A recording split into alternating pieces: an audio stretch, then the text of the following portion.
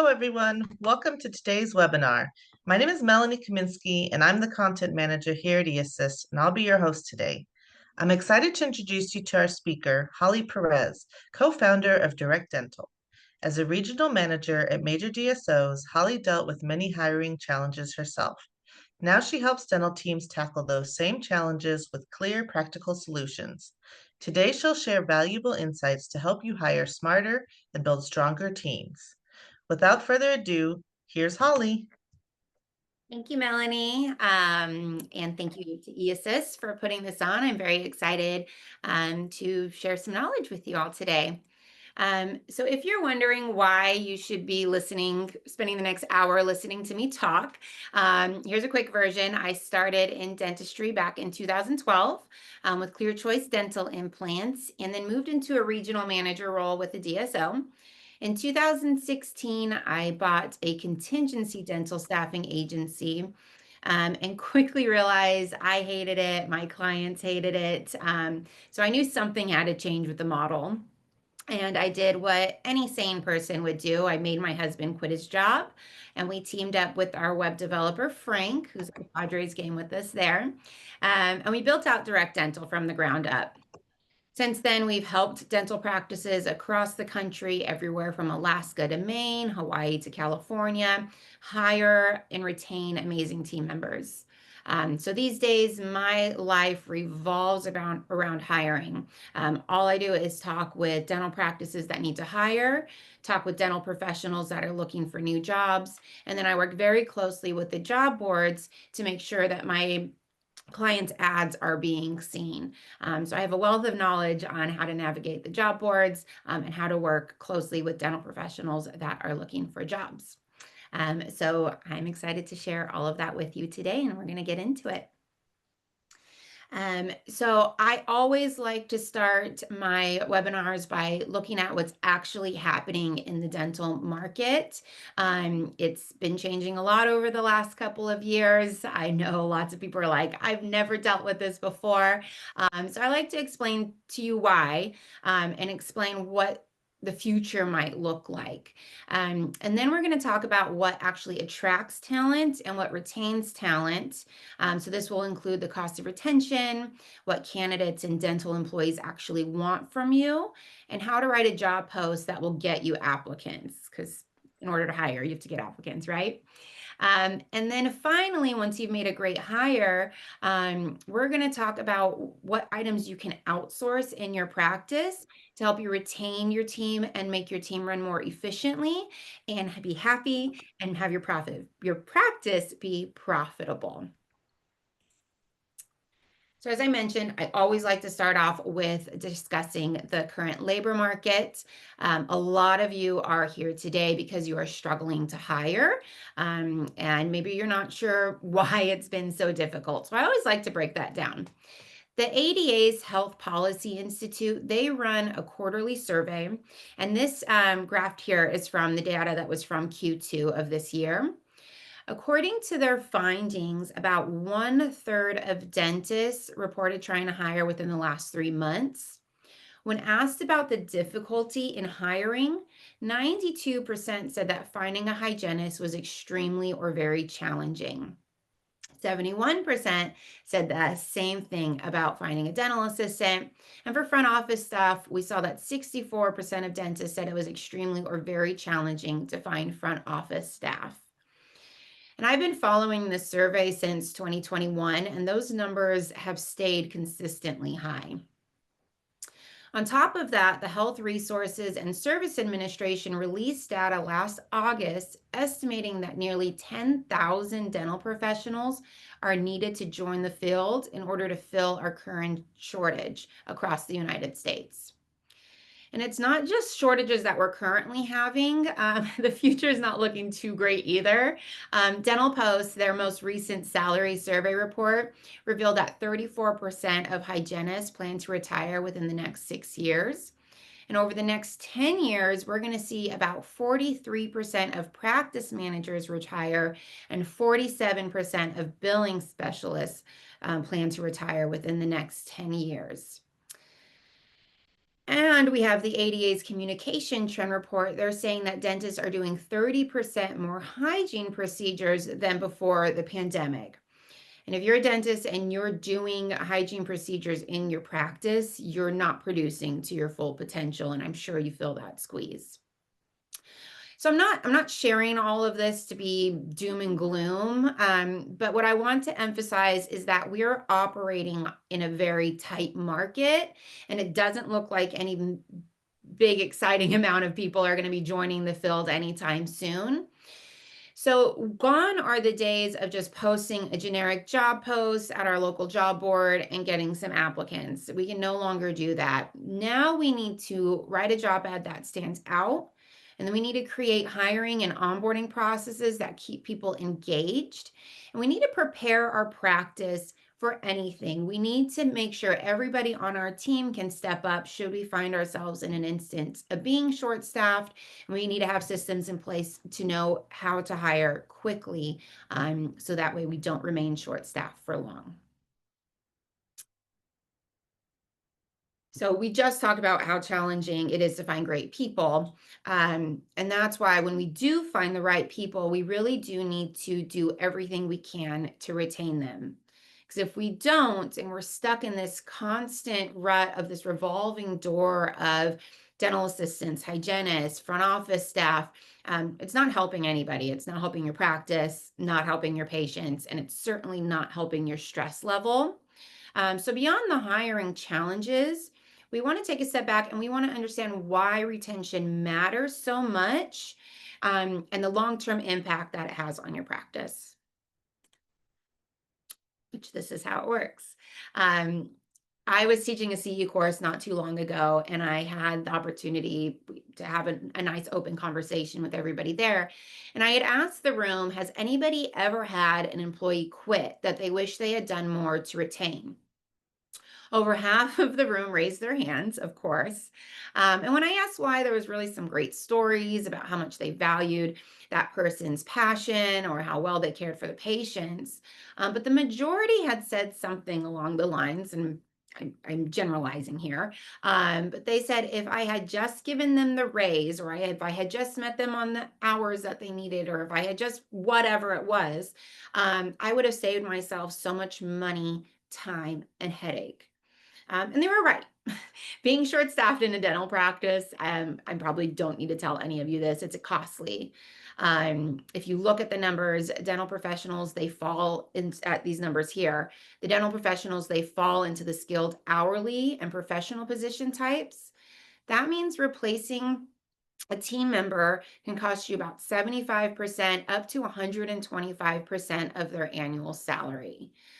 That figure includes recruitment fees or job board costs, the time it takes to spend, it's the time it takes for you to write up ads, interview, onboard, the training that's involved. It all adds up very, very quickly. You're probably not writing down the cost of everything, but it is estimated that it ends up about being 75% of their annual salary that you're going to pay to onboard somebody new.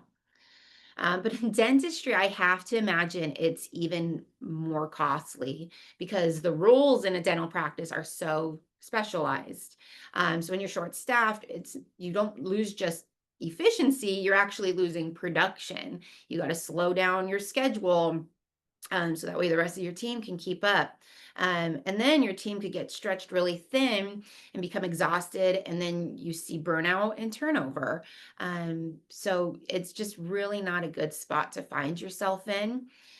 And then when this turnover becomes constant because you can't keep up and keep your practice fully staffed, your practice suffers from the growth that it needs for you to become a thriving dentist.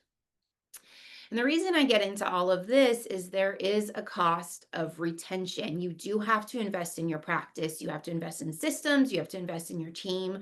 No, you do not have to bend backwards to, meet their every want and desire. That doesn't make sense either. But you do need to have systems in place to make sure that they stay with you, in the long run. So we're going to invest in our team. We're going to invest in outsourcing things that the team can't need or want to do or makes them feel overwhelmed. And I will talk about that a little bit later. So let's talk about how to write job ads that are going to attract the right candidates and to also know what your team just wants in general. I do tend to talk about hygienists a lot in my presentation, and that's because I'm consistently getting asked about the position. So I always like to give some tidbits about there. And I'm going to be upfront. I don't have a magic trick on how to convince a hygienist to take less pay than what the other office down the street is offering. It's just not realistic. We are in a time of supply and demand. So if you want that supply, you got to pay for it, unfortunately. But um, what we do see here is that a lot of hygienists, it's not just about salary. There are so many other things that they want. And if you can write a job ad or have the conversations with your current hygienist that you're offering these other items, you might be able to negotiate and come to a pay rate that you feel comfortable with. So, how do we know exactly what hygienists want when they're in our practice? If you have a hygienist that you love, as soon as we get off of this webinar here, go and just have a conversation with them. Hey, are you happy here? Do you have everything you need to practice hygiene successfully? Do you fall into a percentage of hygienists that might be looking for a new job in the near future? This graph here comes from Dental Post Salary Survey Report. These are the numbers from 2025 that they surveyed at the end of last year. And they found that almost 34% of hygienists were planning to or will be looking for a new job this year. So you want to make sure that your hygienist does not fall into that 34%. If you don't have a hygienist that you can ask, what do you need? What do you want? The Dental Post Salary Survey Report, it does give you great insight into where their mindset is. So as you can see here from the chart, a lot of them are looking for better pay. 20% of them might be leaving their practice for better pay. But we have almost 16% and almost 15% looking for better work environment and better benefits. So if you can prove that you offer those things, that's almost 30% of hygienists that are looking for a new job at what they want.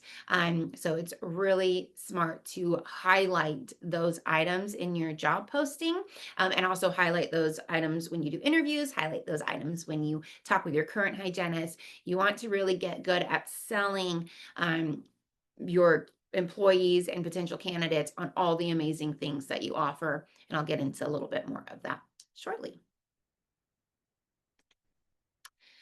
Just like hygienists, dental assistants, they're also looking for better pay and a better work environment. So if you have a dental assistant that you love, hey, are you happy here? Do you fall into the almost 53% of dental professionals, dental assistants that will be or might be looking for a new job this year? Is there anything I can do to keep you happy and retain you? Have those conversations with them. And then if you need to hire, how do I write a job ad that shows I can offer these dental assistants exactly what they want, which is that better pay, better work environment, and better benefits. Just for those of you that are curious, I don't have the graphs up for them, but 47% of dentists said that they plan to or might look for a new job this year. Their top reasoning was a better work environment. 50% of them said they were looking for a better work environment, and 38% of them said they were looking for better pay. They have those student loans to pay back, right? And then we have 33% of administrative support. They said that they will be looking for or might be looking for a new job this year. So this is your office managers, treatment coordinators, billers, all of them got kind of grouped in there. And their number one reasoning was better pay. So yes, big is a pay is a big factor, but a lot of them are also looking for a better work environment and better benefits. So how do we convey in our job post that we offer those things?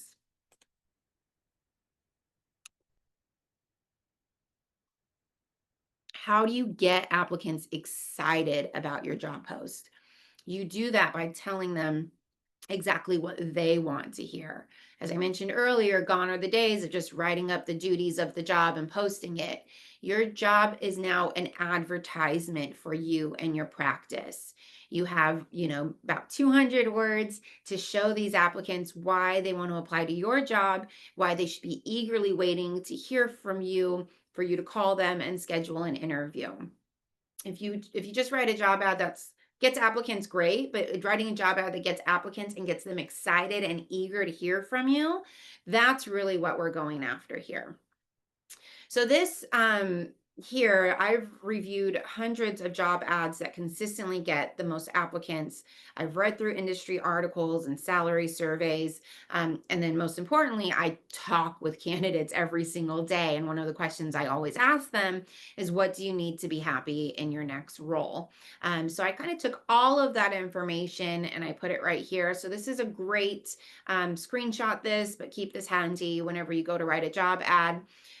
Ideally, what you would want to do is, how many of these can I offer? You want to list that out in your job ad with 2 of these really big and bold up at the top. So for these positions in particular, for dentists, the top 3 things that I see that they really, really want, these are all excellent to list if you have them. But the top 3 are clinical autonomy, partnership opportunity, and a skilled team. Talking about how skilled and wonderful your team does wonders for your job ad. Hygienist, the number one thing, and this isn't on the dental salary survey report, but if they ask this, it should be showing, because every hygienist I talk with says that this is what they need, is flexibility. It is very challenging nowadays to place a hygienist in a practice full time.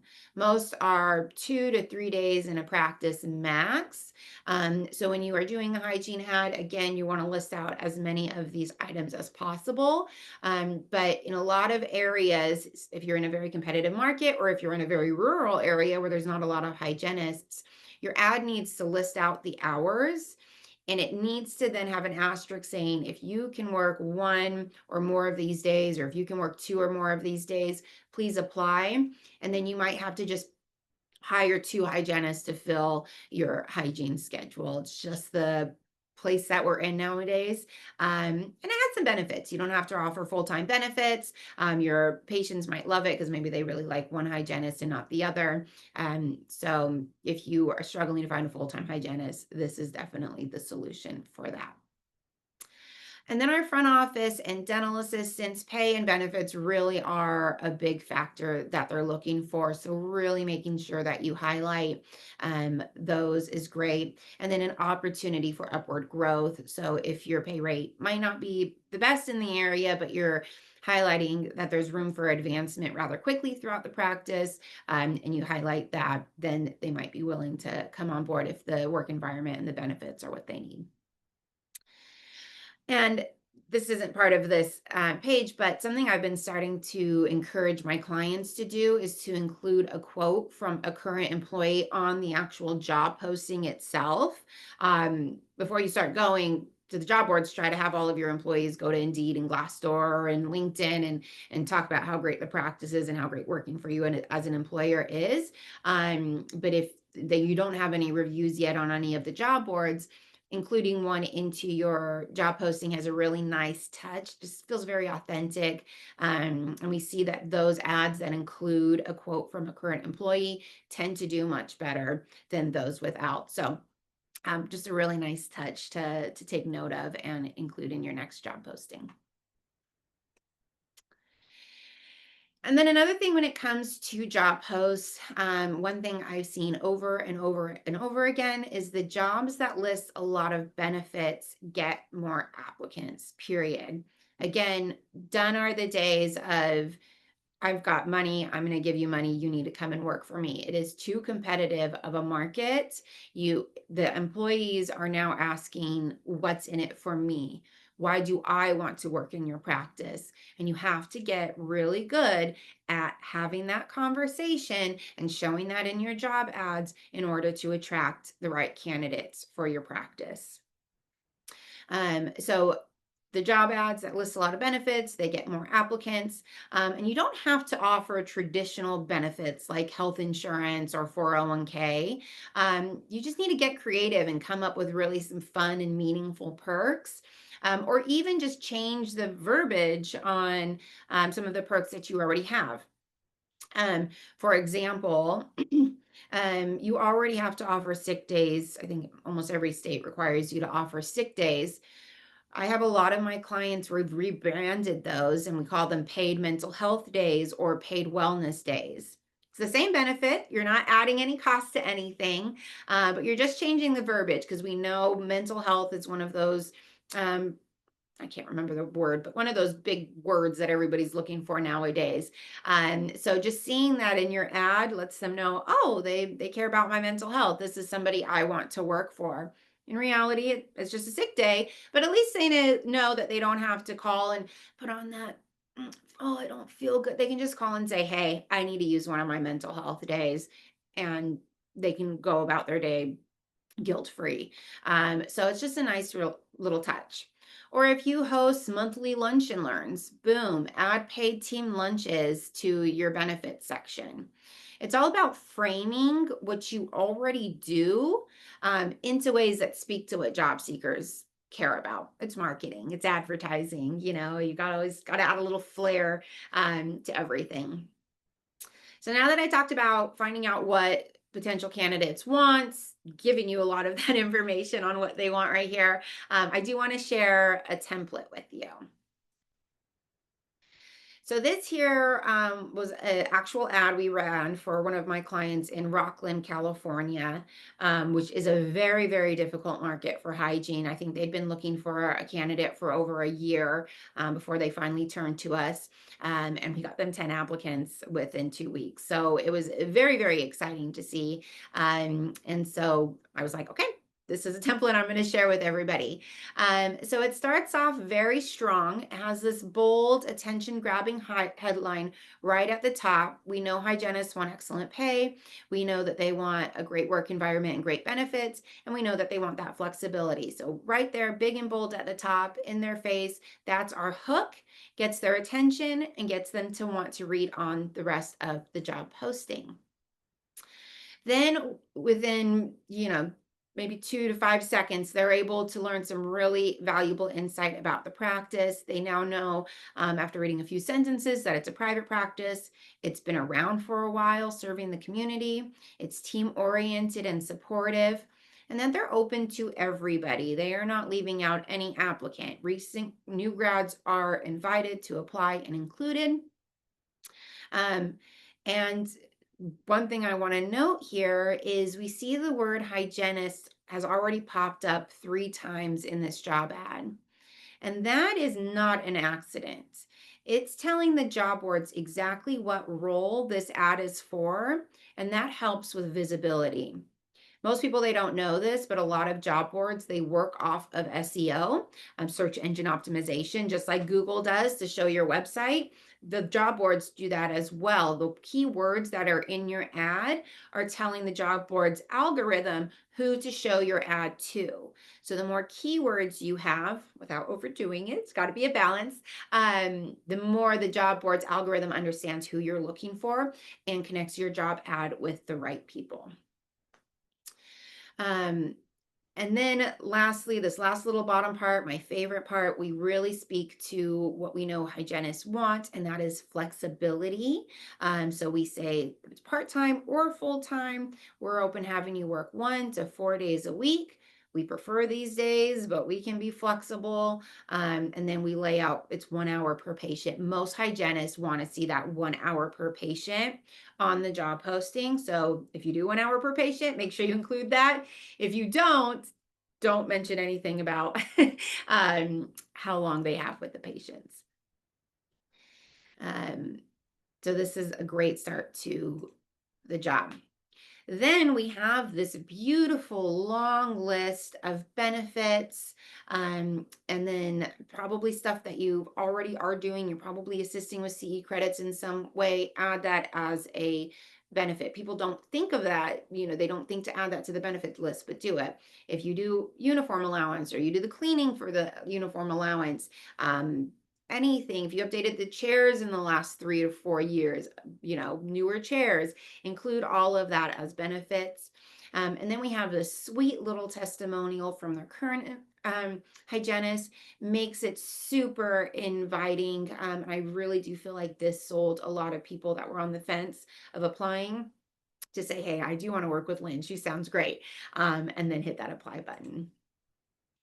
And then we finish strong with the duties and requirements. Mainly, this is to appease the job board, going back to that search engine optimization that they use. But I do want to take note that we keep the requirements to a bare minimum. We're only listing what's absolutely necessary. This helps us to avoid turning away any applicant who might not check every box, but could still be a really great fit for the practice. I think the last numbers I saw was 98% of hygienists are women. And then there's so many articles, there's books written about it, about how women will not apply for a job unless they're 100% certain that they meet all of the criteria. So you really want to keep your requirements simple. If, for example, if you want someone that's laser certified, but you don't absolutely need someone that's laser certified, don't even mention anything about laser certifications. It's not worth it to possibly lose out on somebody that because they're not laser certified. And then finally, we close with a really simple and friendly call to action. It's that last little nudge to get them to apply to the job. So this ad performed very well because it hits all the marks of a great job post, which is a strong, attention-grabbing headline, a personable and inviting tone. We were very clear on the flexibility. Any other position, you don't need to talk about that. And you can reach out to me afterwards. I've got templates on every position you can imagine. So feel free to utilize me for that. And then it had that SEO friendly formatting. And we had that warm and simple close with that call to action to apply now. So now we have applicants. What is our next step? We want to hire for fit and train for skill. This is something that I continue to battle with a lot of my clients. And it's simply because they don't have the time or the opportunity to train. I totally get it. The practice is already short-staffed. You need someone that can just come in and start running the show. So I completely understand. But we really do need to be looking for candidates who align with the practice's values, have a positive attitude, and show a willingness to learn. Soft skills, they do matter the most. So you want to find someone that has communication skills, great teamwork, they're empathetic, they're reliable. Those items are much harder to fix than technical gaps. Clinical technical skills, they are very trainable. You can work with a consultant, help them get more CE courses under their belt, have them sit with if you can hire them fast enough, have them sit with your office manager who's might be leaving or whoever it is that might be leaving. But you don't want to be forced to hire someone for skill when they don't have all the other items they need to be a great person to have in your practice. You also want to avoid the warm body trap. Don't rush to fill a seat with someone that isn't a good fit because you need someone in there. We find that this can be detrimental to your practice. You can see patients end up leaving, your team ends up quitting on you because it was such a bad fit. So you definitely don't want to fall into this trap. And you want to interview for potential. You want to ask questions that reveal how they solve problems, how they handle stress, how they interact with patients. And I have a few of those example questions here for you. So this is great questions to keep handy. If they worked in dentistry before, you can ask them, what is your favorite dental procedure to assist with and what needs to be done to complete it? Or for front office, what's your favorite procedure to see on the schedule and why? This one is gold. I'm looking to see someone's face light up. Do they lean forward and start explaining it to me? Do they get really enthusiastic and excited about it?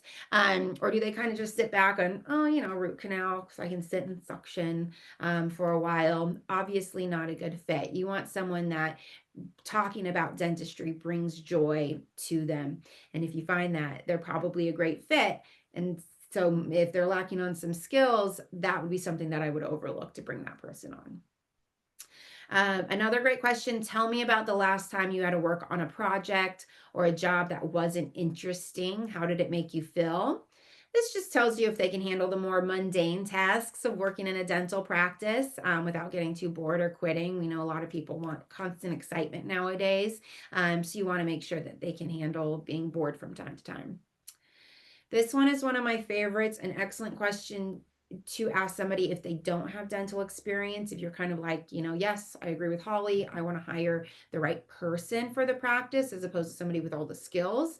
Do you have a friend or family member who seems to have the best job on earth? Their answer, it's going to show you what they consider to be admirable work. So if they say something in healthcare or even in hospitality, you've likely found a really great person. Tell me the last time you had a conflict with somebody you worked with. How did you handle it?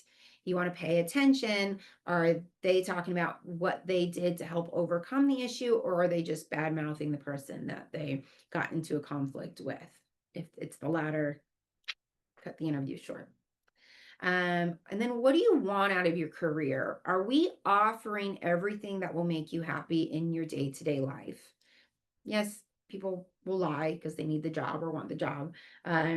But getting this out in the open, you just want to hear that they can find satisfaction in creating beautiful smiles with you, and that they're going to care about your patients. So you do want to see if you're offering them everything that they need to stay with you for a long time, because we want to hire for longevity.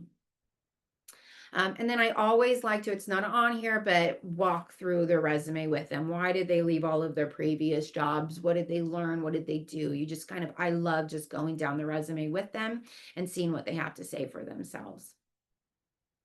So asking these questions is going to help you find the right fit for your practice, which is going to increase the longevity. So that way you have that retention that you need and you're not always having to hire, which is great. Another thing that we want to implement into our practice is a philosophy of always be hiring.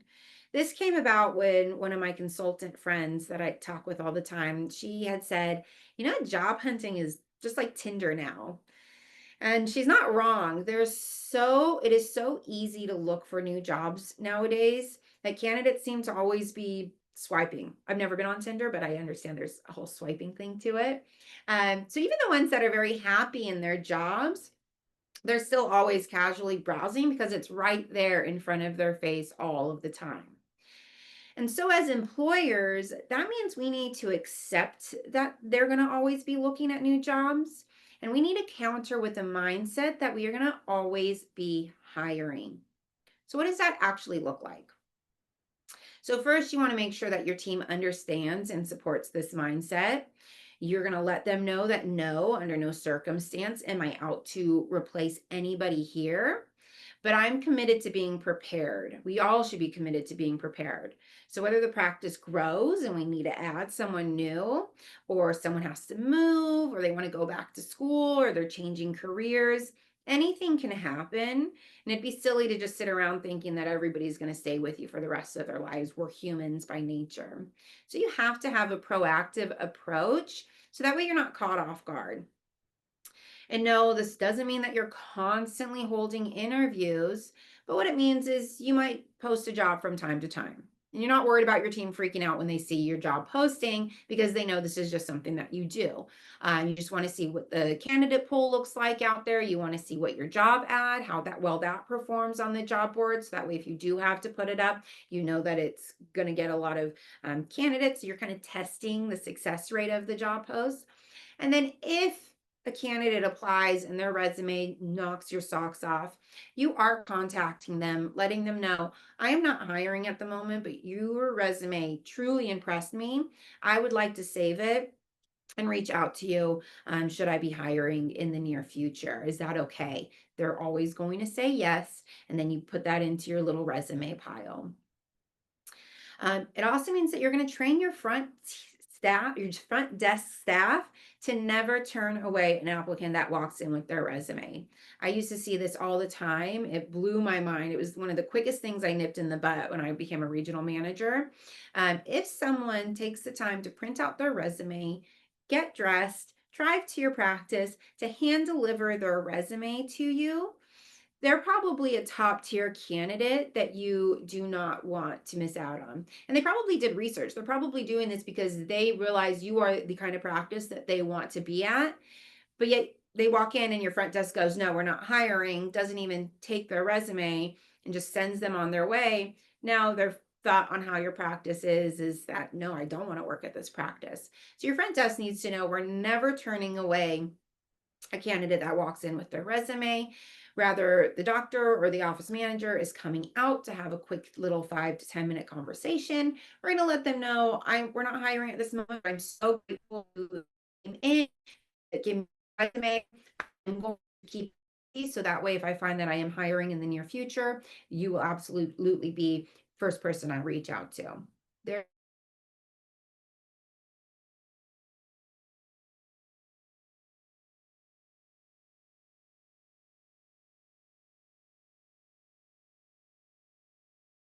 with them throughout the year or the years, however long it takes till opportunity opens. Ways you can do that is sending out birthday cards, referring them for temp shifts, or calling them up when you need a temp shift in your own practice. Following them on social media and commenting from time to time on their posts, and then adding them to your practice's newsletter. It's all of these little touches along the way that keeps them engaged with your practice, keeps them in your radar. And then finally, when you call them, they are like, I've been waiting for you to call. I see your practice's name 5+ times a year. I'm so excited that you finally called me for an interview. And then finally, you want to be working on your employer reputation. So this could be fun behind the scenes social media content, just treating your team really, really well so that they're willing to share with other people how wonderful of an employer you are. And then encouraging employees to leave positive reviews on Glassdoor, Indeed, LinkedIn, any job board that you might be using in the future that has reviews. You want to encourage them to put that on there. Doing all of this means that when it does come time for you to hire, somebody's put in their notice, you're not starting from scratch. Yes, you're going to post an ad just to be safe, but you've already got a pile of great resumes that you've already talked to all of these people, and they are just waiting for you to contact them to interview.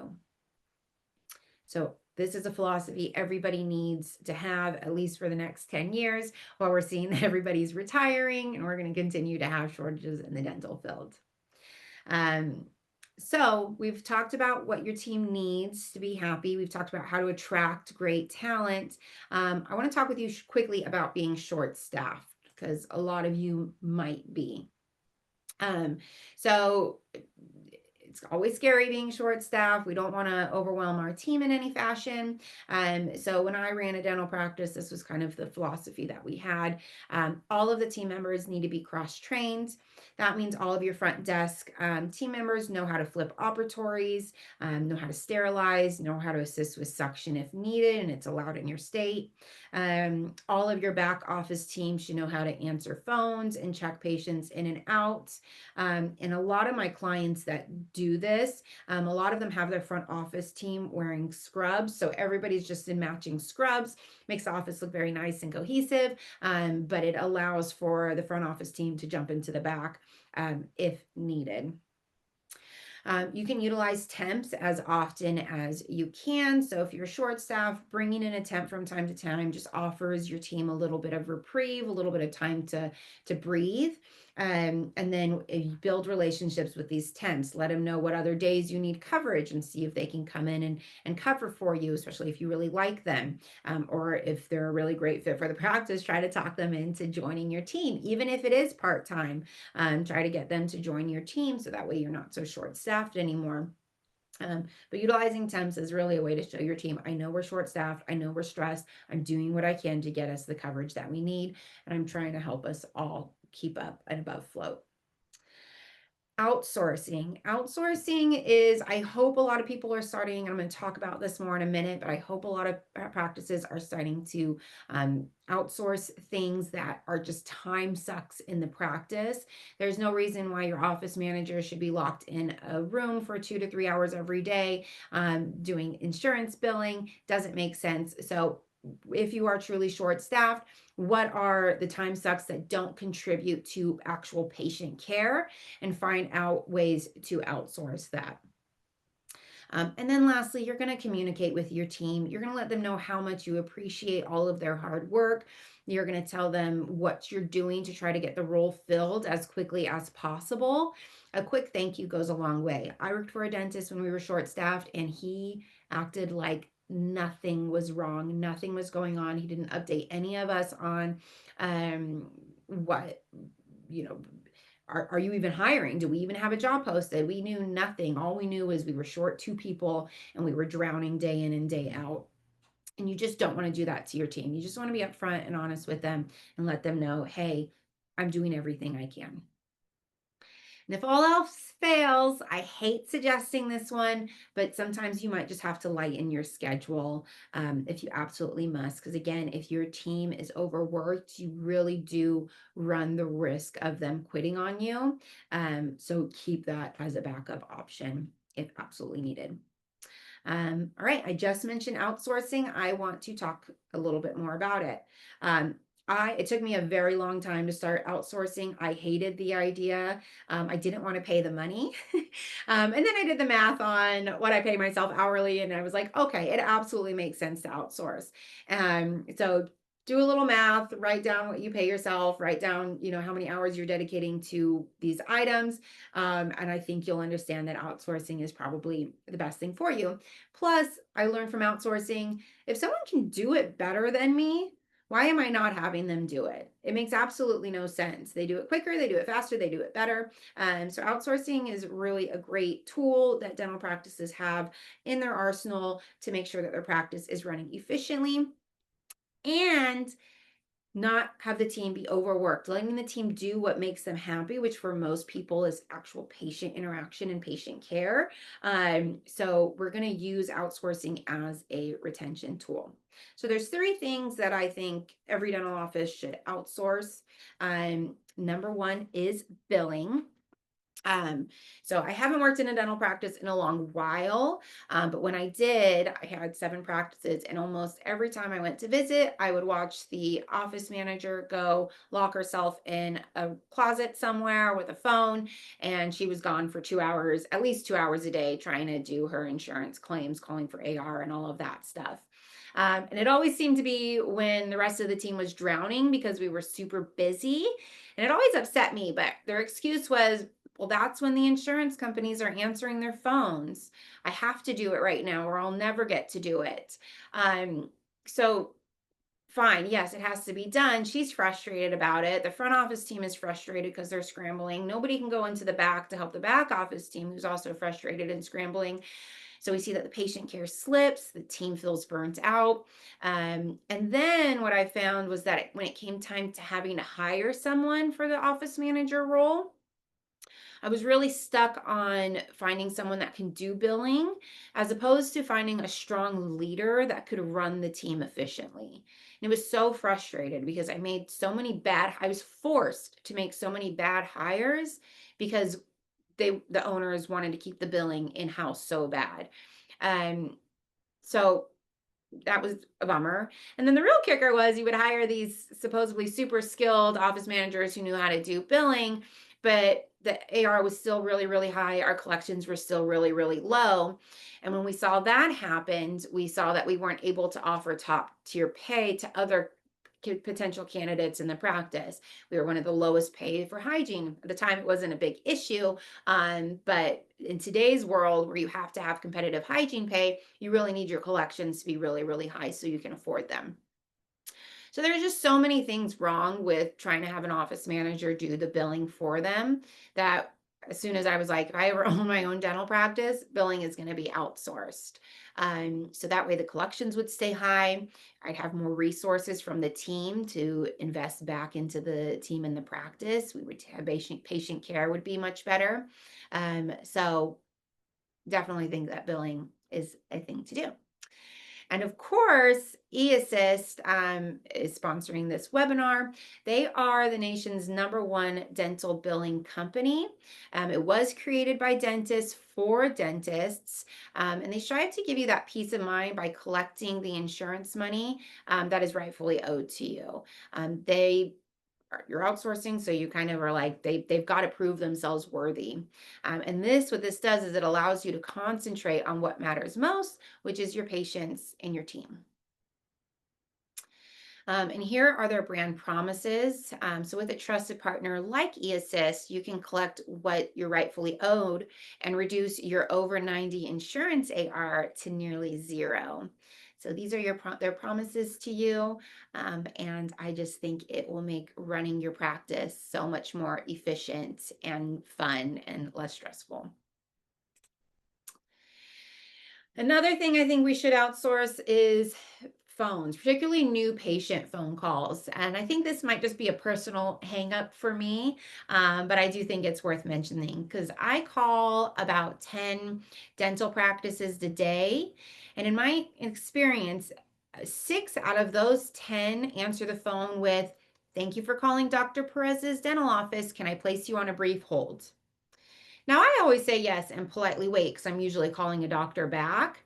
But if I were a new patient, someone who did my research on your practice, checked to make sure you took my insurance, and even picked out some dates to come in and for my first appointment, and I got all of that ready, and then I was instantly put on hold, sure, maybe I'd wait a minute, but we know it's usually not just a minute. And then I'd be hanging up and calling the next practice that was on Google. And what I find very, very scary is that we don't even know how much new patient revenue is lost because of this, unless you're recording all of your phone calls. But even then, you still don't know how much that patient could have been worth to your practice. And then on top of that, if your team can't keep up with the phones, they're probably stretched a little too thin and feeling overwhelmed. So if I were running a practice today, I would absolutely be outsourcing my new patient calls to a service where they are trained to answer promptly and warmly and have the new patient phone calls exactly the way I want them to be handled. That way, every single call that comes into the practice is an opportunity that's captured and not lost. Unfortunately, I do not have a company to refer to you guys on this. So if you have a company that you have, please email me and I can send that out to everybody later on. But I would absolutely be doing this. Lastly, if you need to hire and you want to hire fast, I definitely think outsourcing your recruitment efforts is a must. We've talked about how being short-staffed hurts your team and your practice and probably your sanity. But yet we see so many practices that are trying to still do all of the hiring themselves. They're writing a subpar ad, they're posting it on a free job post, so they're not getting any applicants. They're basically doing all the things, just turning their wheels and not getting any actual applicants to interview. So we find that when you're writing your own ad, if you do write an ad that gets applicants, are you getting to them quickly? Because writing the job ad, following up on the applicants, getting them on the phone, selling them on why they should want to join you in your practice, because that's now part of the hiring. You got to be able to sell them on your practice. That is a full-time job in itself. And you or your office manager trying to do that in between patients, it's just not going to cut it. So working with professionals that know what the job board's like, know what applicants like, have the time and the ability to contact the applicants multiple times through multiple means. And once they have them on the phone, the time to have a pleasant conversation, sell them on the opportunity to work in your practice, it's going to make a big difference for you when it does come to hiring. And you also can tell your team, yes, I'm actively trying to hire. I know we're short-staffed. I know we're stressed. I am working with this company to get us applicants and get someone hired as quickly as possible. So it shows that you care and helps with the morale. And then they're going to help you in other ways. They're going to help you get out of your own way. Sometimes you're so stuck on, oh, maybe they have to have this insurance billing skills. So they can kind of talk to you about what else we absolutely need, and then focus on finding the candidates that's going to be the right fit for your practice, as opposed to just the right skills for your practice. So Direct Dental, we have placed dentists, specialists, hygienists, assistants, and front office personnel in all 50 states. We have clients in all 50 states. When you do post a job on our platform, our kind of philosophy is the more the merrier. So your job post does get sent to over 100 major job boards. This includes Indeed, includes ZipRecruiter, Google Jobs, and hundreds of more. We also offer temp services with no daily rates or placement fees. So again, you being short-staffed, yes, you're posting a job with us, but you also have access to all of our temps on the platform. So you're having temps come in to alleviate your team so they're not super stressed all the time, as we had talked about, which is really, really nice. And then if you do fall in love with a temp, you can hire them and you don't have to worry about a hefty placement fee. So here are the 3 levels of service that we offer. Which is great. The full service is the one I highly recommend if you really want someone to just do everything for you. And it is officially time to wrap it up, but I do want to leave with kind of a review of everything. So we covered a lot today. Just want to bring it all together one last time. First, we need to understand that the job market is tough in the dental industry. You are not imagining it. Everyone is competing for the same pool, very small pool of candidates. So what I hoped you learned today is that we need to be strategic. We need to write job ads that stand out. We need to put systems into place that allow us to hire for the right fit versus just for skill. Second, you're going to make sure you're talking to your team often. You're going to ask them what they value, what's stressing them out, what can make their job better. Those conversations are going to go a long way towards retention. Third, when hiring, we're going to think like a marketer. We're going to write ads that get people excited. We're going to adopt this mindset that we are always hiring. And we're going to focus on hiring for a cultural fit in our practice. And we understand now that skills can be trained or outsourced.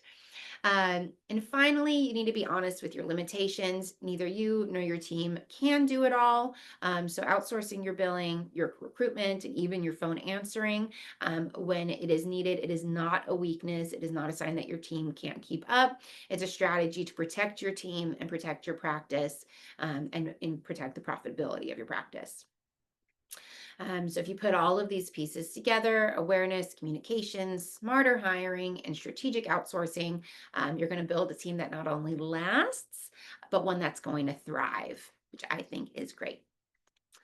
I referenced a lot of information on this, so here are those resources. And I want to thank you. I want to thank eAssist for putting on this webinar. For joining us today, we are offering $50 off any of our services. So the Essential, Boosted, or Full Service plan. All you have to do is type in eAssist 50 and you will get that discount. So thank you all for joining me today. Thank you, Holly. And thank you, everyone, for joining us today. At eAssist, we're here to support dental professionals like yourself, so feel free to contact us for all your dental billing needs. You will be receiving a short survey at the end of the session, and your feedback will help us shape future webinars. We appreciate you taking your time to join us today. Goodbye. Thank you.